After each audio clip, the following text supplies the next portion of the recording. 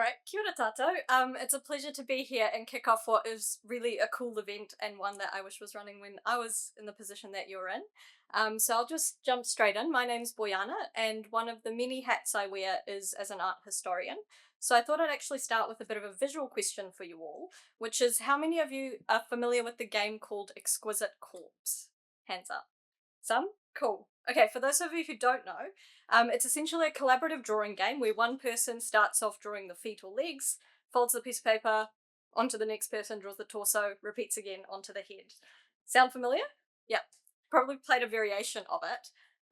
I really enjoy that game, so today I thought I'd actually take you through some of the experiences that I guess make up my version of an exquisite career corpse with a little heritage spin. So starting with the feet.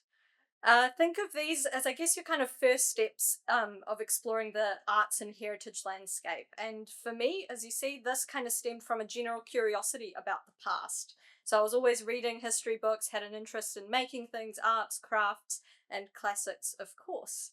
So all of this eventually led me to studying classics and art history at uni.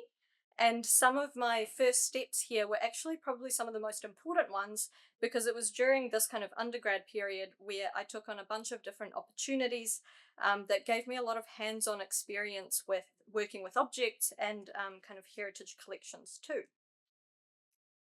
So initially, when I first kind of started thinking about my career, I wanted to do archaeology and conservation. So I started by doing a short little conservation course in Italy, which was really fun, but it actually made me realize that it probably wasn't the route that I wanted to go down. So instead, I pivoted more into collection work and did a bunch of projects, as you kind of see across the slide here.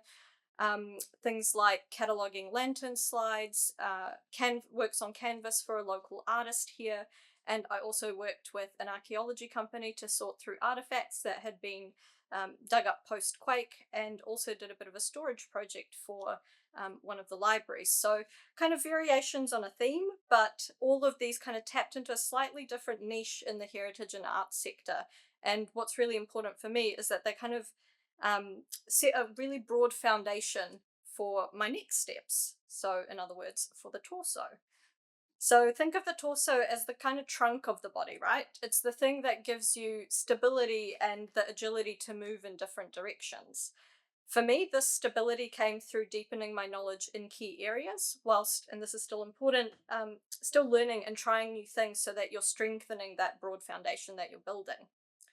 So for me, one of the key areas that I really honed in on was curatorial work. I started volunteering with a gallery, which eventually turned into working as a curatorial assistant for a little bit. And here I worked on a few different exhibitions and public programs to basically connect people with contemporary art. Following this, or kind of alongside this really, I also started working at the Teece Museum, where I got really good all-around exposure to working kind of in the museum sector. So it's really nice to be back kind of doing this presentation here again. So it was through this and through the research that I was doing as part of my PhD that I actually got the opportunity to curate a couple of exhibitions as well. And using all of those kind of skills that I had built in collections and object management to curate shows that connected people with the past and really just helped enrich the cultural life of the city. You can see some of those photos in the middle there. Now, going back to what I was saying earlier about learning new things, also in the background to all of this while this was happening, I started working as a tutor and I actually discovered that I really enjoyed teaching a fair bit. So this was a really good challenge for me, and I was constantly learning new things as a result and kind of, again, expanding that skill set and just adding more strings to your bow, as it were.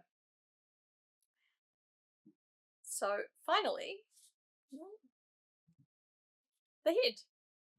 The head's the kind of thing that I guess enables you to kind of look backwards, forwards, and essentially just turns your head towards new opportunities, right?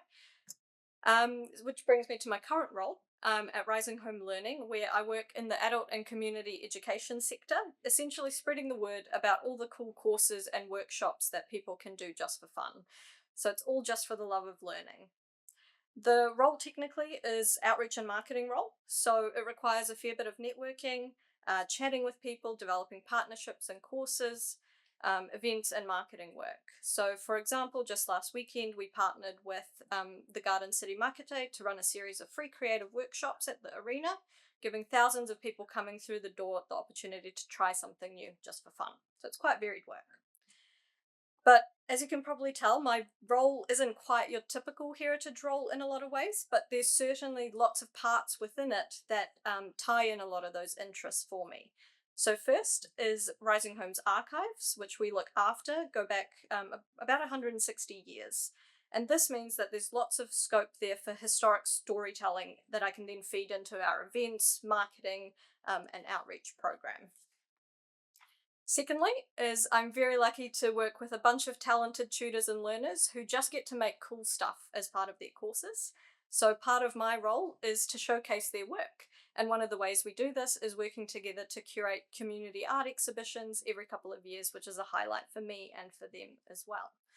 And this one's a little bit of a bonus because not every organisation has this, but we're lucky that our office is actually in a heritage listed building with a very rich kind of social and architectural history. So this means that in my day-to-day job, when I'm replying to emails or thinking about current courses and planning future courses, I'm also surrounded and grounded in that past. And that that really is the foundation for a lot of the work that we do at Risingholme and why we've been able to do it for as long as we have. So being in that kind of space, for me, actually helps me with the work that I do. So last thing, this is my exquisite corpse, right? All of the experiences I've talked about today have shaped my career path in a way that I couldn't or didn't necessarily plan. And just like the game itself, your career is an assembly of things that individually might not form a picture, but eventually they come together to form a coherent whole. So on a final note, I'd just say, remember that your career corpse is a collaboration as well. It takes many people to build it, so keep talking, connecting, and just doing stuff together. And in general, I'd say just stay open to finding different ways that you can work not just in, but with heritage as well. Kia ora.